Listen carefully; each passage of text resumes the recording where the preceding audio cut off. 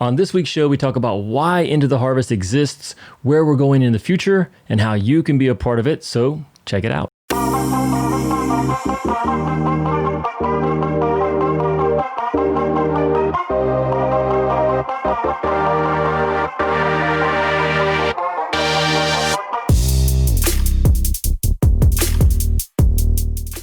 Welcome, friends. I'm Abigail, and I am here with Keith and Andrew. We are all back together again to discuss a really fun and important topic to us personally, and we think you'll like it too. But before we get into that, if you are new to our station, we are all about the tips and tools to help you be a disciple and make disciples in the 21st century. So if you want more of that, then go and click the little bell if you are on YouTube, or subscribe if you're on some sort of podcast area somewhere, and you will get all of the goods. So into today's show. Hey guys, how are y'all doing?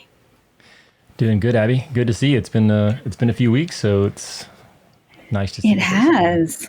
I know. It was nice a very girly show. Yeah, it's always last week, and then you guys were without me the week before, so we've been having some new things for you guys to see. We're back. The Beatles are back. That's right. Well, we were never really apart. We were together in spirit. So absolutely. So we are here today to really, it's been a while since we covered this, but we just want to give everyone that's watching, listening, kind of a reminder of what our Into the Harvest is all about.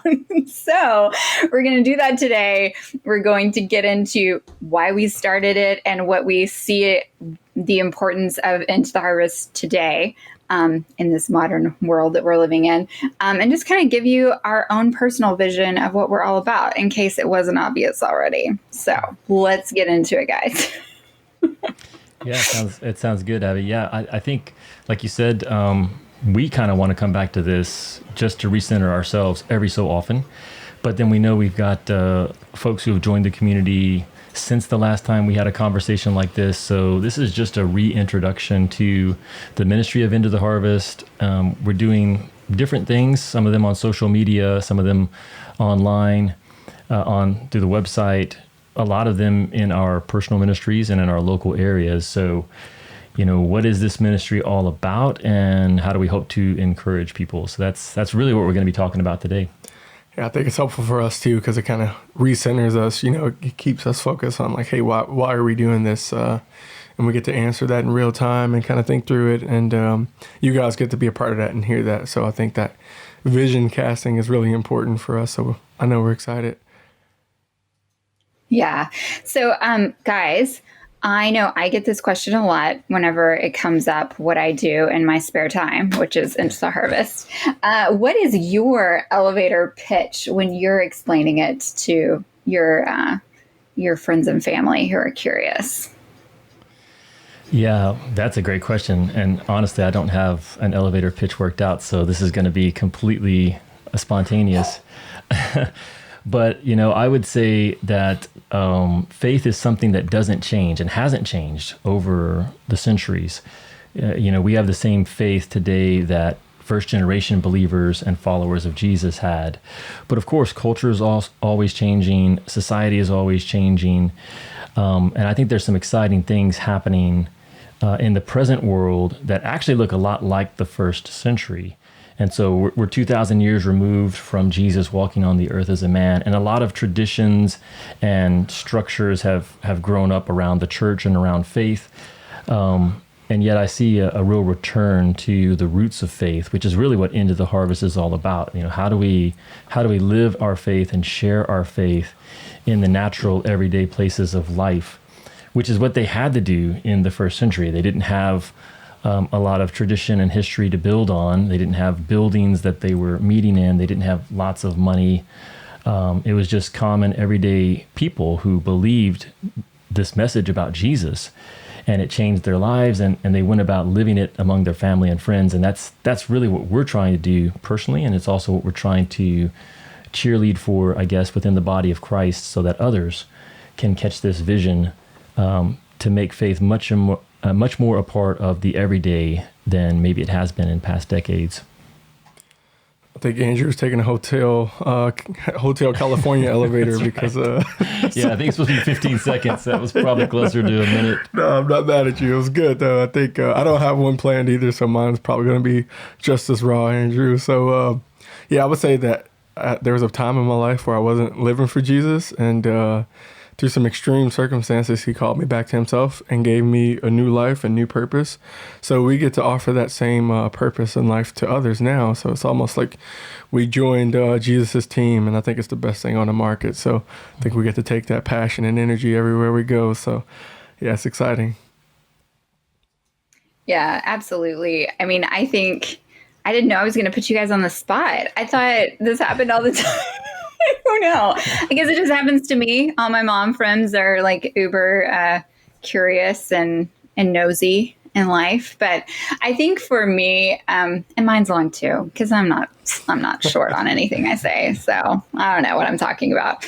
But I think that what sold me on Into the Harvest was that while we've been involved in a lot of ministries that I still believe in 120%, and often we'll have our foot in the door of a lot of different things. And we even spend a lot of time in local churches doing trainings and things. And I think something that I have noticed is that we all develop a language of our faith, a language of our own personal ministry. And it's one of my biggest pet peeves is that we start to need interpretation for just literally how we talk. And so one of the things that I love about Into the Harvest is we try very, very hard to use words that anyone can understand. I know it sounds stupid, but it's true. Like It is true. So and maybe like common English words that, because sometimes we'll use words, but nobody knows what they mean. So I think that we really work hard to make whatever we put out, whatever our content is, very accessible to.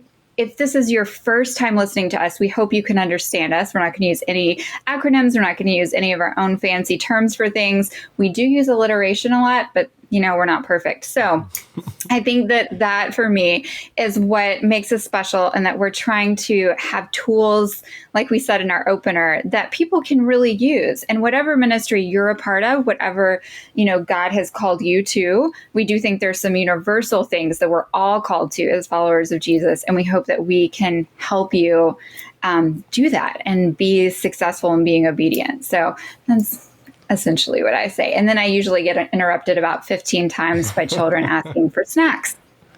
So that's what I do. Lots of snacks in our house right now. Okay, so let's get into some questions. I kind of touched on this in my little spiel just now, but for you guys, what is unique about what we're doing in Into the Harvest that maybe is unique from even what you've done in past ministries and things that you've seen around about?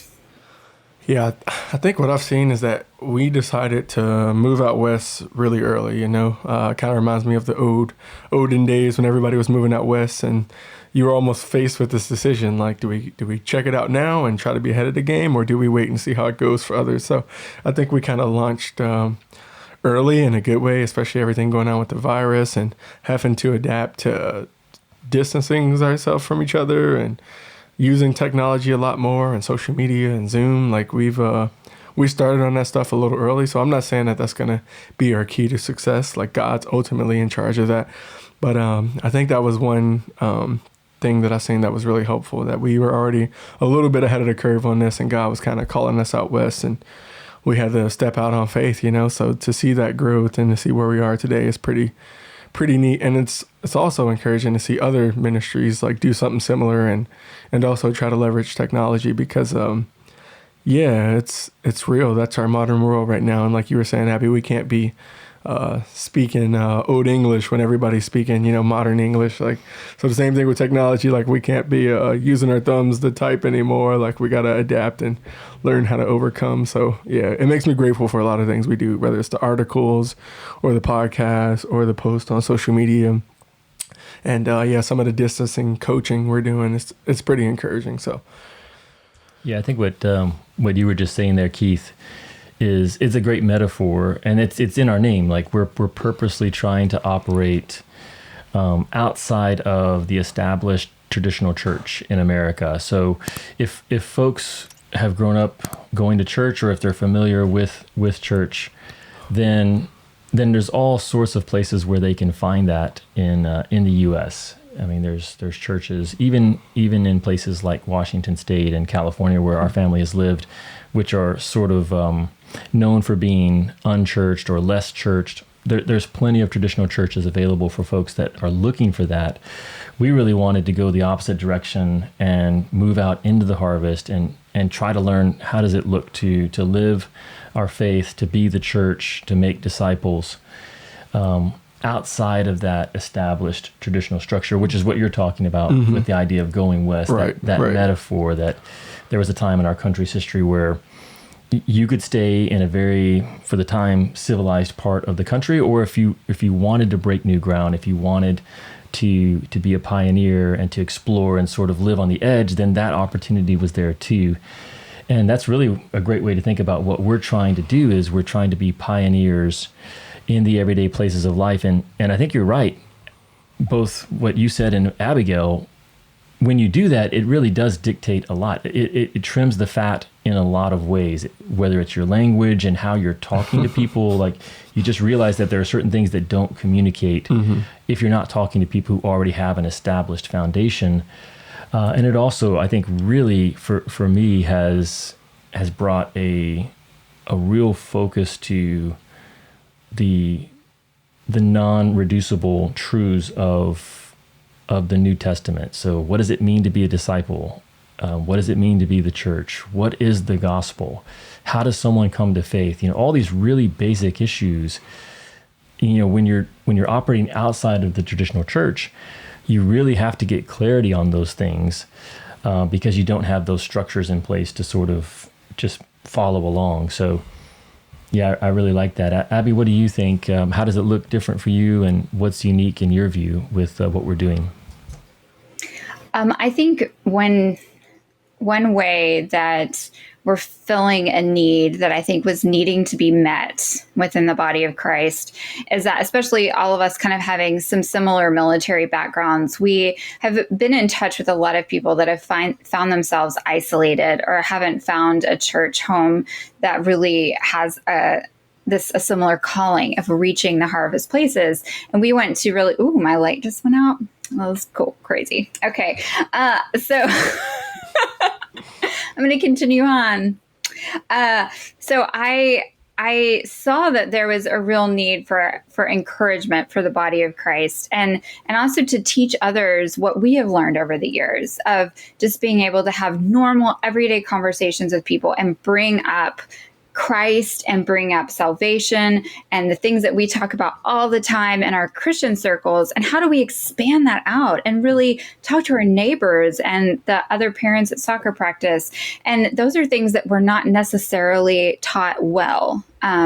Just overall, some churches are doing a great job, but as an overall, we are not really learning those tools. And so I think that we have those resources for you, and we get emails quite a bit from pastors and local churches asking, "Hey, can we use these resources? Are they really free?" And we're like, yes, they are. And so that makes me so happy that we're able to do that, and we're able to have tools that are actually usable, and we know that because we have used them. And so I think that that's really, really key, and I think makes us special if we can say that about ourselves. Hey friends, thanks for watching the show. I wanted to take a quick moment to say, if you're someone who's looking for insights, ideas, and inspiration that will fuel your faith for the 21st century, then make sure you sign up for our weekly newsletter, Harvest Highlights. It's free and it's loaded with resources that will help you be a disciple and make disciples in the everyday places. So make sure you check it out. There's a link in the description of this video. Back to the show. But that kind of plays into my next question for you guys, which is, so how does this work in your everyday ministry? So you guys see us, once a week on here, and then, we have articles that come out and you see us on social media, but let's just pull apart the curtain. Is this really how our everyday life looks like? Yeah. What would you say, Keith? Yeah, I think so. Like, I think as you were sharing, Abby, I was really motivated by something you said. But I think, especially for you guys, we're almost walking journals. You know, like we've burned our ships a long time ago. You know, so even before we were really doing Into the Harvest, all of us were living for Jesus and trying to model our lives after his ministry. So I'm not great at keeping journals. I don't know how you guys do at that, but yeah, you go through life and you gain these experiences, you know, and all of us have them because we've been doing this for a while. So I think we have that resource to really build on, you know. So yeah, it's almost like, you know, once you start riding a bike, like you never forget, you know. So I'm really grateful that, you know, Andrew, I know you've been doing this kind of ministry for 20 plus, and then Abby, I'm sure you're almost a decade, over a decade. Yeah, for sure. So, but then we've spent time with God, like on a daily basis, like trying to figure out, like, how did Jesus do it? Like, how did he train his followers to do it? So I'm grateful that we can go back in past experience and how did it look to work in a place where there was no other believers? Like, how did it look to go to a normal college? Not a Bible college, not a seminary school, but just the local college, and try to make an impact for the Lord there. So yeah, I'm grateful that I have you two guys to look to, and others that have really been in the harvest the whole time, like really trying to labor outside of walls and barriers, and have learned to adjust in that way. Yeah, it's very relationship heavy is one thing that really comes to my mind as far as the everyday life. And I think it's maybe one of the distinctions between what we're doing and what people might be familiar with in the traditional church. So there's a lot of relationship time in what we do from week to week, but also in very natural ways. So, you know, working out with guys, I like to run, so I know that there'll be some guys that I'm discipling that we're going to go for a run this week, and then we'll spend time talking during the run, probably more after when we're cooling off. I know Keith is a barber, and a lot of his ministry just happens as he's cutting hair and having conversations. So the activities, in a sense, it's what we're trying to do is the things that we would already be doing in our everyday lives. We want to really bring the Lord into those activities and into those places. And we also want to bring people along with us as much as possible. So it's much less about having a sacred space or a set aside time, even though we do have regular times that we gather throughout the week. It's much more about the relationships that the Lord has entrusted to us to disciple folks. And that's also the primary way that we meet new folks is through relationships, whether it's friendships, whether it's fellow parents at schools, neighbors. There's just natural connections that all of us are having day in and day out. Many times we're not really aware and on point as representing Jesus during those times. So those are some of the things that stand out to me, Abigail. How about you? Yeah, I mean, I really think you guys are our content. You may not know this, but I am in charge of our website and what articles we put out. And we're actually going to be having our production meeting for this coming month. And you listening, the people that we spend time with in our local ministries, you're our content. For me, for sure. I think it's the same for the guys too, but it's the conversations that I'm having with my mom friends, both Christian and non-Christian. The things they want to talk about are the things I think, okay, we're not different. We're all the same. So if it's coming up in our local ministries and our local just relationships and conversations, then we should be talking about these things. So that's, how we have these talks about race on our podcast. It's how we, bring up these ideas of masculinity and feminine. I can't say that word. Womanhood. I just fell into it.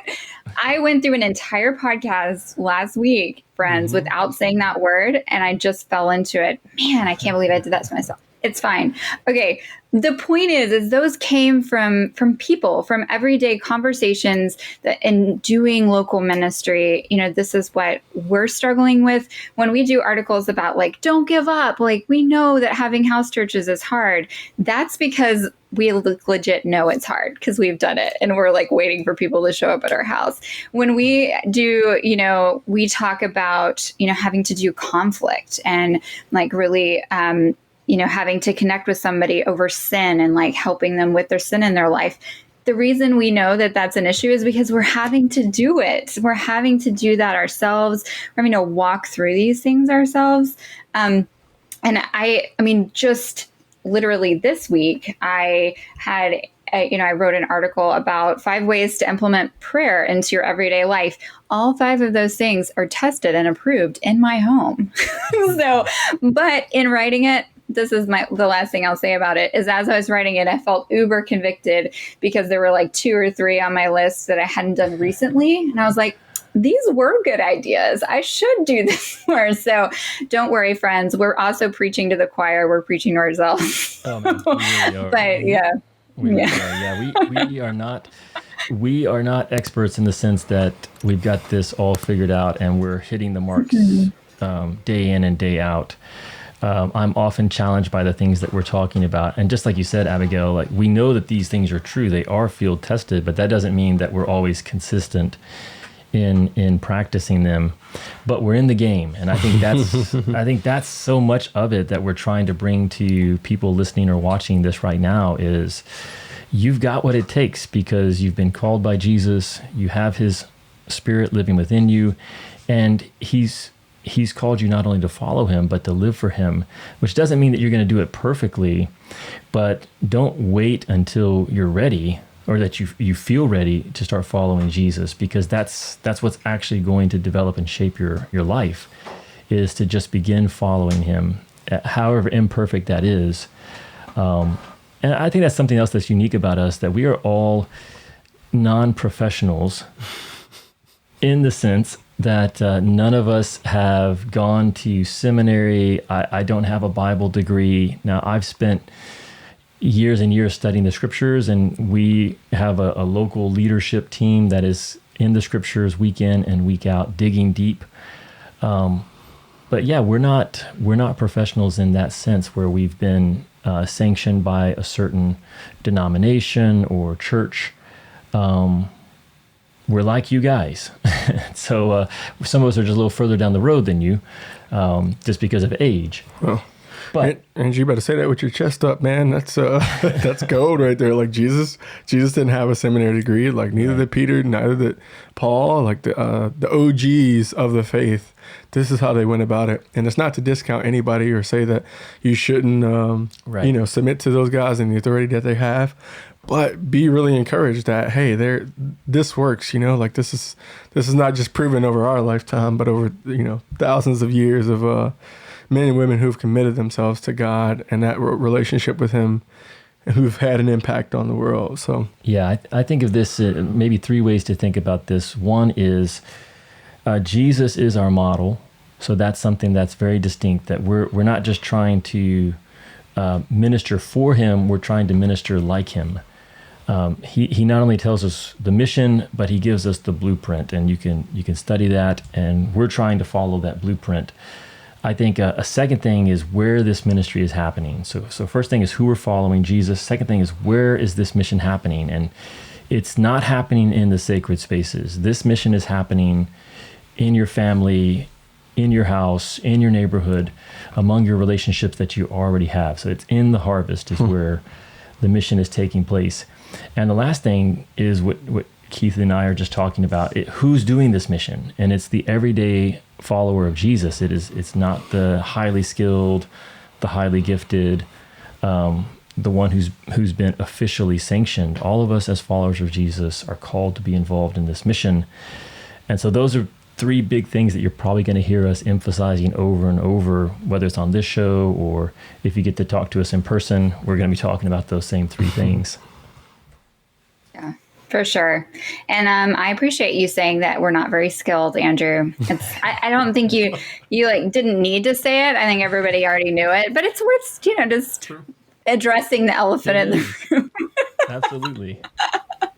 Yeah. So, and as you guys were talking, another thing that came to mind, just that's unique about us, and then we're going to kind of get into just for a minute what we have to look forward to in the future for us as a community. But one thing is that you will not see certain things from us that are just out there, like amazing, wonderful articles put out all the time that are deeply rooted in theology, or, just great people who are all into politics and how we can, have that as part of our faith. You're just not going to find it here. And it's usually because I'm not smart enough, but it's also because we really try to make the main thing the main thing. So if we just keep pushing you back to the Bible and you're disappointed because we're not giving you like what you really wanted, we know that there's people out there doing it, so you'll probably find it elsewhere. But we are really, really trying to just take it back to the Word and take it back to what Jesus did. So we're pretty simple around here. But that being said, we do have some fun ideas for the future. So let's get into that, what we dream big for Into the Harvest in our community. Well, I'll take a stab at this one first. Well, one is that I would love to see more engagement with our online community. So, something we didn't say too much about, but it has been a big part of our ministry from the start, is that we want to be living this out ourselves in our personal lives, in our local areas. But we also want to see the Lord bring together a like-minded community of people who want to do the same in their areas. And then we actually want to encourage each other. And we've got the technology these days to do that, whether it's through online groups with Facebook or through online courses that we're developing. Right now, I would say in the past, we've been mostly broadcasting, whether it's a podcast like this or a YouTube show, and we've been talking about things that hopefully are encouraging and inspiring to people. But one big hope I have for the future, and we've already got some things in the works, is to make it more interactive so that we have more and more engagement with people who are listening, who are intrigued, who want to do this in their own local areas. We would like to either have some online courses or groups, private groups where we collectively encourage each other and we provide some coaching and some equipping. And I think the first of those is going to launch in early fall, so probably late August, early September. We'll be telling you guys some more about that here in the coming weeks. But that's one big hope that I have, is that this online community can become much more interactive. And there's some ways that we're planning to do that. So that's one big hope that I have. Yeah, I'm extremely hopeful because going back to Jesus, like he didn't do it alone, and he invested in people, a small number of people, but the goal was to reach all, and it was the disciples who got quoted as turning the world upside down, so like, we need you guys, as Abby was saying earlier, like we can't do this alone, so every once in a while I'll get a comment or something like, hey man, I seen what you guys posted, or right. Hey, I really like what you guys are doing, and I'm like, man, you have no idea the power you have, like with the simple share or a like or a comment, because there are people in the Bible who did that, so the woman of Samaria, come see a man who told me everything I've ever did, like she had a huge impact on the world. Simon of Cyrene, carrying Jesus' cross, like he's not a main character, but he did his part, so I almost call you guys to be some of those people that seemed like they were more in the background, but if you're encouraged by this and you're getting, great content as far as like helping you in your walk with the Lord, then like help us out, like by, just sharing and spreading the word, because as you guys alluded to, like we're nothing without people. Like our whole goal is to help people, and God uses people, so we want to jump in that battle. So I'm encouraged about the future, because it's not going to start with us. Like God's going to be doing stuff, and then you guys are going to be the really thing that gets us where we hope to be one day. Yeah, absolutely. I will say I do not know what the future holds for into the harvest, mostly because 2020 did not go as planned. So I have basically thrown out everything, but it's a very exciting place to be because I do know that if we keep seeking the Holy Spirit, we keep seeing what he's doing and we try to be a part of it, then we can't go wrong. Like that's the place to be. So we're going to try to keep listening to what the Lord has to say. We're going to keep trying to bring you the content that we think would be most useful to you. And we really hope that you guys will start talking to us more and that we'll have more places, like Andrew said, where you can specifically be in, maybe a closer relationship with us and our community. So we're very excited about the future, and we're so glad all of you are along for the ride.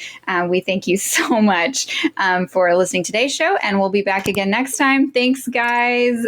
We'll see you then. Thanks, Abby. Great seeing you. You too.